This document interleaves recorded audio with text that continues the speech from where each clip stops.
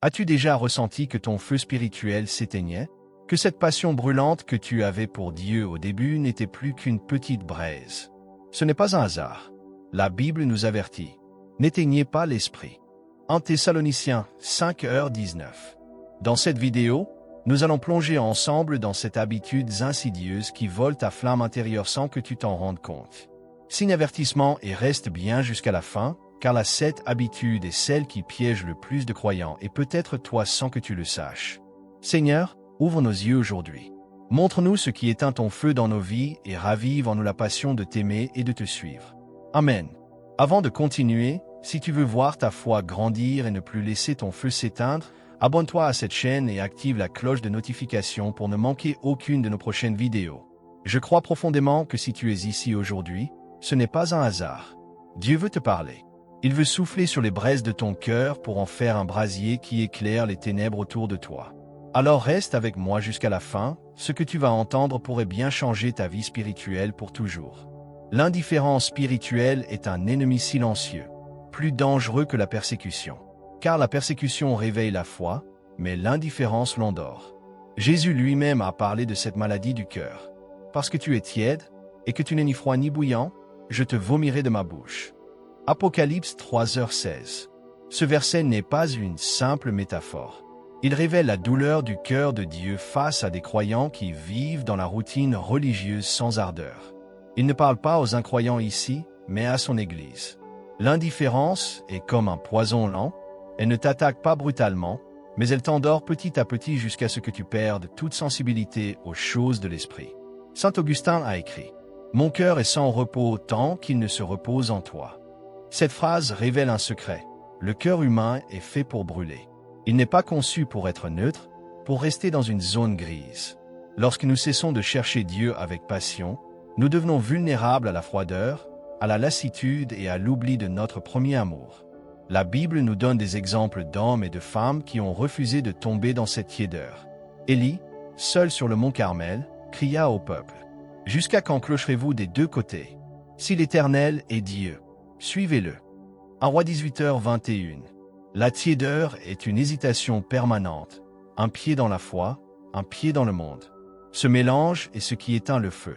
Car là où il y a compromis, il n'y a plus d'autel pur pour l'Esprit de Dieu. Ce qui est effrayant avec l'indifférence, c'est qu'elle est presque invisible. Tu continues peut-être d'aller à l'église, de chanter, de prier, mais ton cœur n'est plus en flamme. Ton adoration devient mécanique. Tes prières sont des mots vides. La parole n'allume plus en toi cette soif qui te poussait à veiller la nuit pour l'entendre. Écoute l'avertissement de Paul à Timothée. C'est pourquoi je t'exhorte à ranimer la flamme du don de Dieu que tu as reçu. 2 Timothée 1h6. Ce verbe, ranimer, en grec signifie littéralement souffler sur un feu pour le faire revivre. Cela implique un effort, une discipline, un choix quotidien de ne pas laisser ton cœur refroidir. Catherine Kuhlman, une femme de foi puissante, disait « Le Saint-Esprit ne se manifeste pas dans un cœur désinvolte. Il vient là où on l'honorait, là où on le désire plus que tout. » Et c'est bien là le problème. L'indifférence est un manque de désir. Elle transforme la vie chrétienne en un simple rituel, en une habitude sans puissance. Regarde ton propre cœur. Quand as-tu pleuré pour la dernière fois dans la présence de Dieu? Quand as-tu senti ton âme trembler sous la conviction de l'Esprit? Quand as-tu prié avec cette ferveur qui ne te laisse pas dormir tant que tu n'as pas touché le ciel? Proverbe chrétien. Un feu négligé s'éteint, mais un feu attisé devient un brasier. Dieu cherche des croyants dont le cœur brûle jour et nuit. Des hommes et des femmes qui, comme David, peuvent dire « Mon âme a soif de toi, mon corps soupire après toi, dans une terre aride, desséchée, sans eau. » Psaume 63, 2. Épée croisée, défi pour toi aujourd'hui. Coupe tout bruit pendant 10 minutes. Éteins ton téléphone, ferme la porte et reste là en silence. Dis à Dieu « Seigneur, je refuse d'être tiède. Rallume le feu dans mon cœur. » Ne dis rien d'autre. Attends, écoute. Laisse l'Esprit de Dieu souffler sur les braises de ton âme. Imagine un jeune homme, fort, invincible. Ses ennemis le craignent. Son peuple l'admire. Il est né sous une promesse, un vœu sacré. Ce jeune homme, c'est Samson. La Bible nous raconte que dès le ventre de sa mère, il fut consacré à Dieu. Sa force n'était pas seulement physique, elle était spirituelle. elle venait du fait qu'il était mis à part. Mais l'histoire de Samson est tragique, car elle nous montre qu'on ne perd pas sa force d'un seul coup, on la perd par une succession de petits compromis. Lis attentivement ce qui se passe dans sa vie, il commence par toucher ce qu'il ne devait pas toucher. Il mange le miel du cadavre du lion qu'il avait tué, Juge 14h9, violant ainsi son vœu de ne pas se souiller. Ce premier compromis semble insignifiant, presque anodin, mais il ouvre une porte. Ensuite, il commence à fréquenter des femmes philistines, celles qui servaient d'autres dieux. Sa première épouse, puis plus tard Delila. Encore une porte. Puis vient le moment où il dort sur les genoux de Delila, après l'avoir laissé 3 fois l'interroger sur le secret de sa force. À chaque fois, il joue avec le danger, persuadé qu'il pourra s'en sortir comme avant. Jusqu'au jour où il se réveille et découvre que l'Esprit de Dieu l'a quitté. Il ne savait pas que l'Éternel s'était retiré de lui. Juge 16h20. C'est l'une des phrases les plus tragiques de toute la Bible. Samson avait tellement joué avec les limites qu'il ne se rendit même pas compte qu'il les avait franchies. La compromission fonctionne exactement ainsi. Elle commence par des choix que nous justifions. Ce n'est pas si grave. Je peux gérer. Je me repentirai plus tard. Mais chaque petit compromis affaiblit la barrière de protection que Dieu a placée autour de nous. Tu ne perds pas ta passion pour Dieu du jour au lendemain. Tu l'échanges petit à petit contre des choses qui semblent inoffensives. Billy Graham a dit avec force, « Quand nous cédons sur de petites choses, nous finissons par tomber sur les grandes. » Et l'histoire confirme cela. Regarde David, l'homme selon le cœur de Dieu. Son plus grand péché ne commence pas avec Bathsheba. Il commence quand il choisit de ne pas aller à la guerre, alors que c'était le temps où les rois devaient partir combattre, 2 Samuel 11h1. Une petite désobéissance, un petit confort accepté. Et ce jour-là, il voit Bathsheba se baigner, et le reste de l'histoire est connu. La compromission est souvent confortable. Elle te permet de te dire que tu es toujours spirituel, tout en gardant des zones secrètes où tu ne laisses pas Dieu entrer. Mais chaque zone d'ombre devient une porte d'accès pour l'ennemi. Comme Delila, le diable n'a pas besoin de te vaincre d'un seul coup. Il attend que tu baisses la garde. Imagine un feu de camp en pleine nuit. Au début, il brûle fort. Mais si tu retires petit à petit le bois, la flamme diminue jusqu'à ce qu'il ne reste qu'une braise. C'est ainsi que la compromission éteint le feu de Dieu dans un cœur. Pas d'un seul coup, mais par omission, par négligence, par des petits choix répétés. Saint Jean Chrysostome disait, « Le plus grand danger n'est pas de tomber, mais de s'habituer à la poussière. » C'est ce que fait la compromission. Elle te fait t'habituer à vivre loin de la plénitude de Dieu, tout en gardant l'apparence de la piété. Demande-toi, quelle est ta Delila? Est-ce une relation qui te tire loin de Dieu? Est-ce une habitude secrète que tu n'as jamais confessée? Est-ce une prière que tu ne fais plus parce que tu ne veux pas entendre la réponse de Dieu? Épée croisée, défi pour toi aujourd'hui. Demande au Saint-Esprit de te révéler chaque petite zone de compromission dans ta vie. Écris-les. Mets-les en lumière. Décide de les abandonner avant qu'elles ne t'arrachent ta force spirituelle. Qui t'a blessé? Arrête-toi un instant et laisse cette question pénétrer ton cœur. Quel visage, quel mot, quel souvenir remonte lorsque je te la pose? Peut-être que c'est une trahison d'un ami, un parent qui t'a rejeté, un conjoint qui t'a abandonné, un frère ou une sœur dans la foi qui t'a jugé sans comprendre ton histoire. Peut-être que la blessure est ancienne, mais qu'elle brûle encore comme si elle datait d'hier. L'amertume n'est pas un cri bruyant. Elle est silencieuse. Elle se cache dans les replis de l'âme. Elle commence par une petite blessure, une offense non guérie. Et si elle n'est pas traitée, elle prend racine. L'auteur de l'Épître aux Hébreux nous avertit. Veillez à ce que personne ne se prive de la grâce de Dieu, qu'aucune racine d'amertume, poussant des rejetons, ne produise du trouble et que plusieurs n'en soient infectés. Hébreux 12h15. Une racine, invisible, souterraine, mais vivante. L'amertume se nourrit du ressentiment, des souvenirs ressassés encore et encore. Elle devient une prison intérieure. Tu crois protéger ton cœur, mais en réalité tu le lies à l'événement qui t'a brisé. Ferme les yeux. Vois cette scène dans ta mémoire, le moment où tu as été humilié, où l'on t'a fait du tort. Sens ce nœud dans ton estomac. C'est là que l'amertume s'est installée. Elle murmure, ne pardonne pas.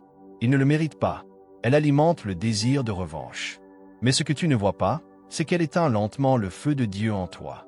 Elle t'empêche de prier librement, elle rend ton adoration lourde. Elle bloque la paix de l'esprit. Éphésiens 4h30 et il nous exhorte. Que toute amertume, toute animosité, toute colère soit bannie du milieu de vous. Le mot « bannir » ici est fort. Il signifie expulser, rejeter, chasser. Tu ne peux pas traiter l'amertume à moitié.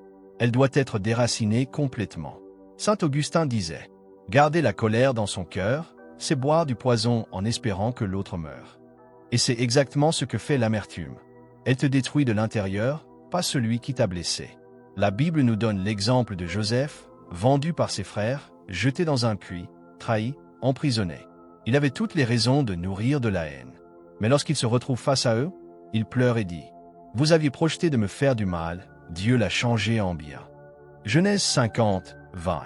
Joseph choisit le pardon. Et c'est ce choix qui l'a libéré de la prison invisible de l'amertume. Demande-toi, combien de fois as-tu revécu cette scène dans ton esprit? Combien de fois as-tu rejoué le film de l'injustice?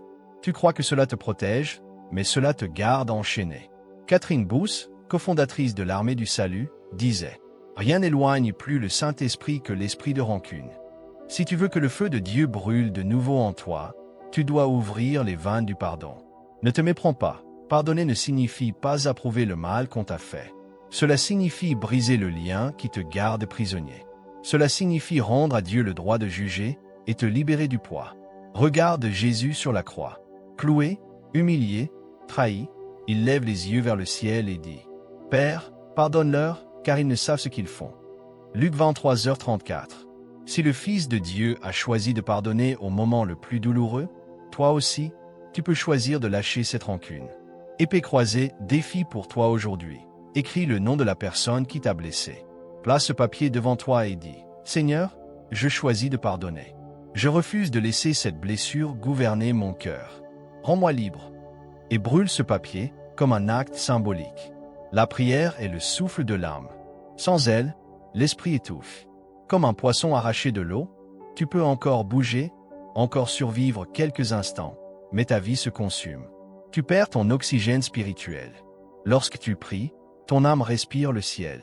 Lorsque tu ne pries pas, les ténèbres gagnent du terrain dans ton cœur. Ce n'est pas qu'une métaphore. Chaque jour sans prière t'éloigne de la source.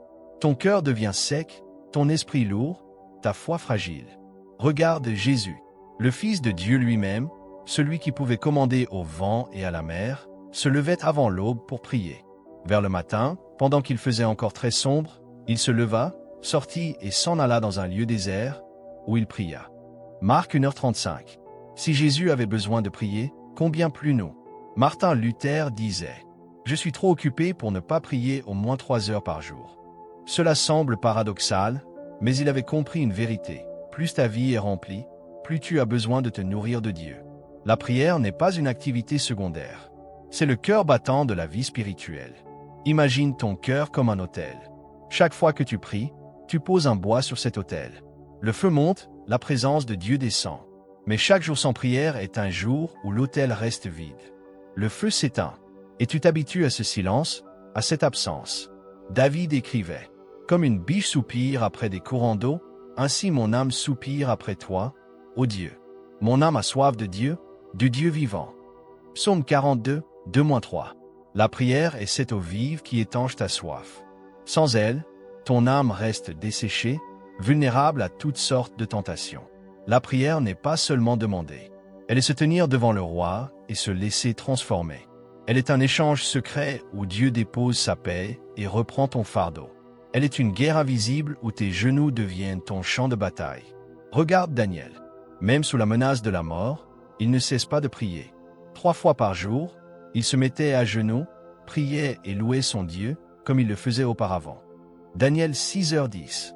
Et c'est dans la chambre haute de Daniel que les lions furent vaincus avant même qu'ils ne descendent dans la fosse. Lorsque tu négliges la prière, tu cèdes du terrain à l'ennemi.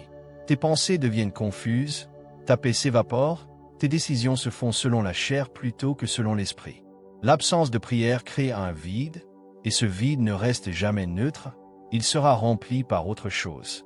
Smith Wigglesworth, un prédicateur rempli de l'esprit, disait « Je ne prie jamais plus de 30 minutes, mais je ne passe jamais plus de 30 minutes sans prier. » Il avait compris que la prière n'est pas seulement un moment précis de la journée, mais un souffle constant.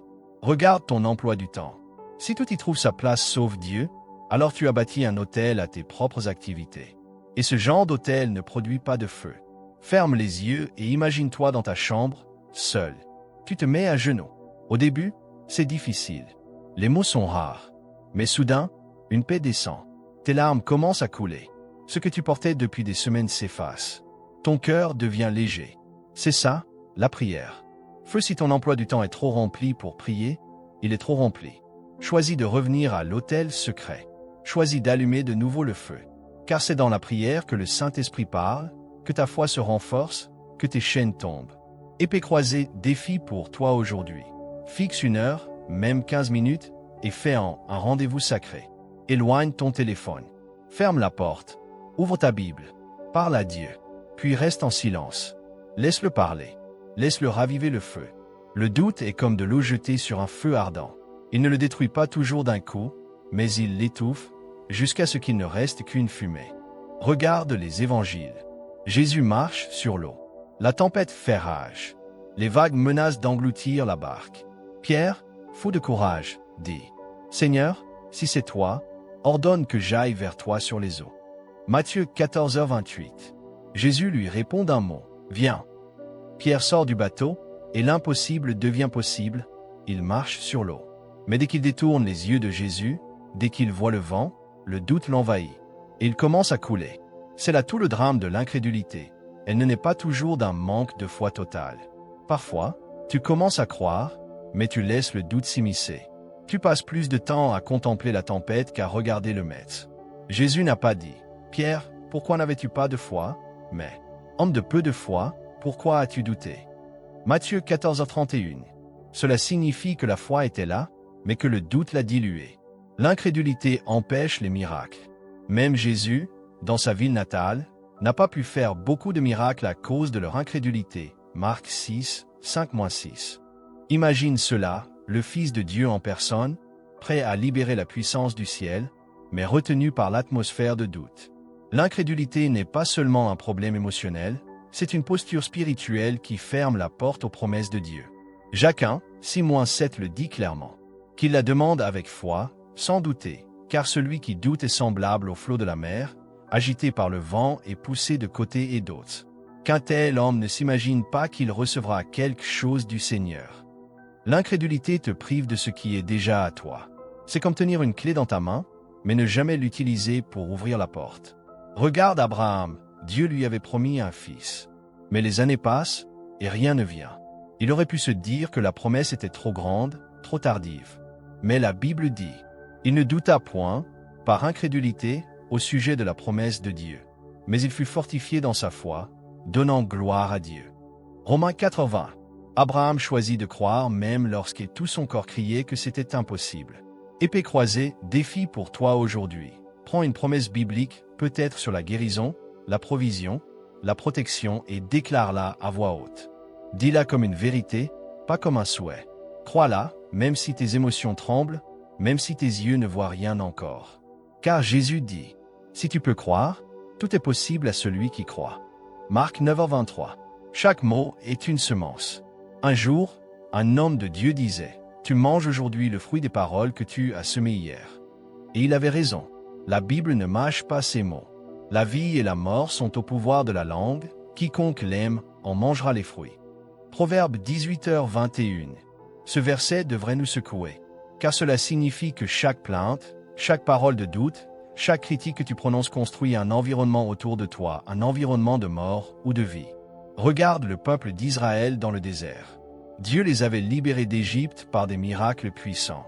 Mais à chaque difficulté, ils murmuraient, ils se plaignaient. Pourquoi nous as-tu fait sortir d'Égypte? Était-ce pour nous faire mourir dans ce désert? Exode 14h11. Leurs paroles négatives ont prolongé leur voyage de 40 ans. Leur bouche a ouvert une porte à l'incrédulité et fermé la porte de la terre promise. Lorsque tu te plains constamment, tu nourris les ténèbres autour de toi. Tu attires la défaite, le découragement, la peur. Mais lorsque tu commences à parler la parole de Dieu, tu attires sa présence, tu changes l'atmosphère. Jésus a dit, « Car c'est de l'abondance du cœur que la bouche parle. » Matthieu 12h34. Ce que tu dis révèle ce qui habite ton cœur. Si tes paroles sont constamment négatives, c'est que ton cœur a besoin d'être renouvelé par la parole de Dieu. Imagine une journée où tu choisis de remplacer chaque plainte par une déclaration de foi. Au lieu de dire « Je suis fatigué », tu dis « L'Éternel renouvelle mes forces ». Au lieu de dire « Je n'y arriverai jamais », tu dis « Je puis tout par Christ qui me fortifie ». Au lieu de dire « Rien ne change », tu dis « Toute chose concourt au bien de ceux qui aiment Dieu ». Ces paroles ne sont pas de la simple pensée positive. Elles sont spirituelles, puissantes, vivantes. Elles plantent des graines de vie qui finiront par porter du fruit. Épée croisée, défi pour toi aujourd'hui. Surveille tes paroles pendant 24 heures. Chaque fois que tu t'entends te plaindre ou dire quelque chose de négatif, arrête-toi et corrige-toi en déclarant une promesse biblique à la place. Tu seras surpris de voir à quel point l'atmosphère de ta journée peut changer. C'est la plus subtile de toutes les habitudes. L'orgueil spirituel n'est pas bruyant comme la colère, ni visible comme l'adultère. Il se cache sous des airs de piété. Il te fait croire que tu es plus mature, plus saint, plus proche de Dieu que les autres. Tu pries, oui. Tu lis la Bible, oui. Tu sers même à l'église. Mais un poison lent se glisse dans ton cœur. Tes prières ne sont plus des supplications, elles deviennent des démonstrations. Tes yeux ne pleurent plus sur ta propre condition, mais sur les fautes des autres. Ton cœur ne brûle plus d'amour, mais d'un zèle qui juge, qui compare, qui critique. Jésus a raconté une parabole pour dénoncer cela. 2 hommes montèrent au temple pour prier. L'un était pharisien et l'autre publicain. Le pharisien, debout, priait ainsi en lui-même. « Ô Dieu, je te rends grâce de ce que je ne suis pas comme le reste des hommes. Je jeûne 2 fois la semaine, je donne la dîme de tous mes revenus. » Le publicain, se tenant à distance, n'osait même pas lever les yeux au ciel. Mais il se frappait la poitrine et disait « Ô Dieu, sois apaisé envers moi, qui suis un pécheur. » Luc 18, 10-13. Et Jésus conclut « Je vous le dis, celui-ci descendit dans sa maison justifié, plutôt que l'autre. Car quiconque s'élève sera abaissé, et celui qui s'abaisse sera élevé. » Luc 18h14. L'orgueil spirituel est dangereux parce qu'il se déguise en lumière. Tu crois que tu es en feu, mais ton feu brûle les autres au lieu de les éclairer. Tu crois défendre la vérité, mais ton cœur se ferme à la voix de l'esprit. Saint Jean Chrysostome avertissait « L'orgueil est la racine de tous les maux. » Et c'est vrai, car l'orgueil a été le premier péché, celui qui a précipité Lucifer hors du ciel. L'orgueil te pousse à te mettre sur le trône de ton cœur, là où seul Dieu doit régner. Regarde les signes. Quand tu ne peux plus recevoir une correction sans te justifier, c'est un signe. Quand tu compares tes œuvres à celles des autres pour te sentir supérieur, c'est un signe. Quand tu crois que tes prières méritent une réponse plus que celle d'un autre, c'est un signe. L'Esprit de Dieu habite dans les cœurs humbles, pas dans les tours d'ivoire. Jacques 4,6 nous avertit. Dieu résiste aux orgueilleux, mais il fait grâce aux humbles. Peux-tu imaginer? Le Dieu qui t'a sauvé, qui a envoyé son Fils mourir pour toi, peut devenir ton opposant si tu laisses l'orgueil s'installer. Rentre en toi-même. Examine ton cœur. Y a-t-il des zones où tu t'es cru supérieur? Des moments où tu as méprisé un frère ou une sœur plus faible dans la foi? Des pensées où tu t'es dit « Moi, je ne tomberai jamais comme lui ». Ce sont des alertes. Des signaux qui indiquent que la tiédeur a laissé place à la suffisance. Épée croisée, défi pour toi aujourd'hui. Fais un acte d'humilité. Demande pardon à quelqu'un si tu as parlé contre lui. Soumets-toi volontairement à Dieu dans la prière. Dis, Seigneur, je renonce à tout orgueil caché. Détourne mon regard de moi-même et tourne-le vers toi. Dieu t'appelle aujourd'hui à rallumer le feu. Pas demain, pas quand tu auras le temps, mais maintenant. Tout ce que tu as entendu sur ces 7 habitudes n'est pas une simple liste morale. C'est un cri du ciel. Un appel à revenir à ton premier amour. Celui qui est envoué plus grand que celui qui est dans le monde. 1 Jean 4,4. Ce feu que tu croyais perdu n'est pas mort. Il est là, caché sous les cendres. Et l'Esprit de Dieu veut souffler sur ces braises jusqu'à ce qu'elles deviennent un brasier. Imagine ton cœur en flammes, ta maison remplie de sa présence, tes prières redevenant puissantes, ta foi redevenant audacieuse. C'est possible. Ce n'est pas réservé à quelques-uns. C'est pour toi. Feu revient à l'autel secret. Rejette la tiédeur, ferme la porte à la compromission, arrache les racines d'amertume. Reprends la prière, choisis de croire, purifie tes paroles et revêt-toi d'humilité. Ampoule électrique, si cette vidéo t'a parlé, pense à mettre un like pour encourager le message à toucher plus de personnes. Abonne-toi dès maintenant et active la cloche de notification pour ne pas manquer les prochaines vidéos. Mémo, partage en commentaire ce qui t'a le plus marqué aujourd'hui. Et si tu ne sais pas quoi écrire, tape simplement « Dieu est grand » pour manifester ta foi publiquement. Caméra et surtout, ne pars pas encore, clique sur la vidéo qui vient d'apparaître à l'écran. Elle va continuer de nourrir ton feu spirituel.